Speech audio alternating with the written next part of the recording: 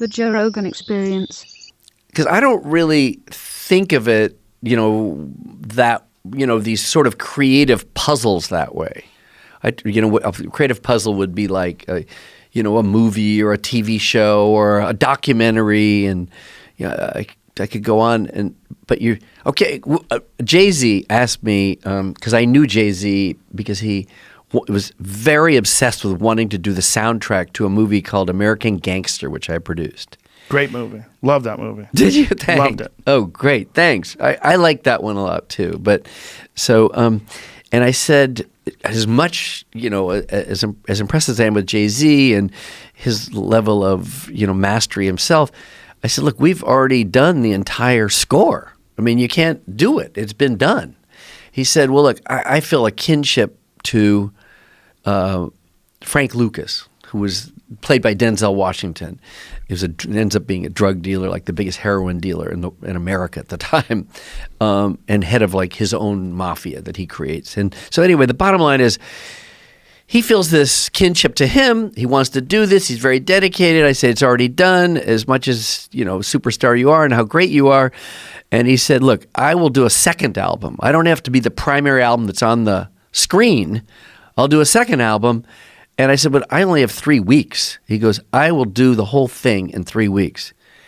And he did it. Whoa. And I went and saw him. He did the singing. He did the writing. He engineered it. He did every single thing. So the guy that's the king of hip hop, he goes to work. And I was really blown away because he still, he has that grit in him. And it turned out to be, like, for real hip-hop lovers, they really liked this album. I guess it was...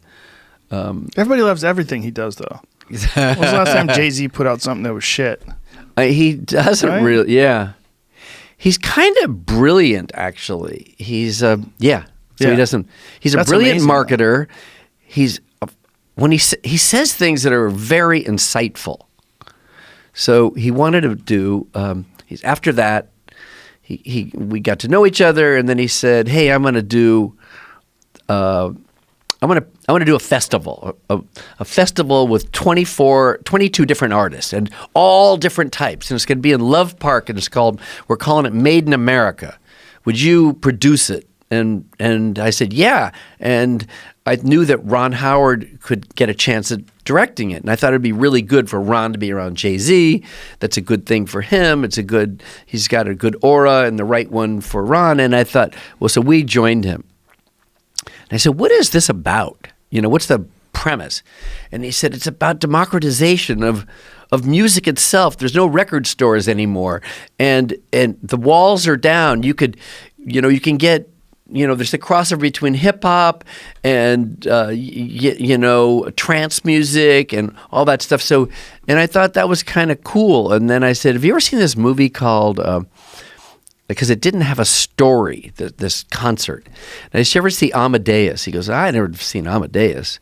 And I said, well, it's about genius. And he asked about it, and he goes, that's what the premise of this will be. And he immediately had this idea that it should be every artist, every human being has a little bit of genius in them.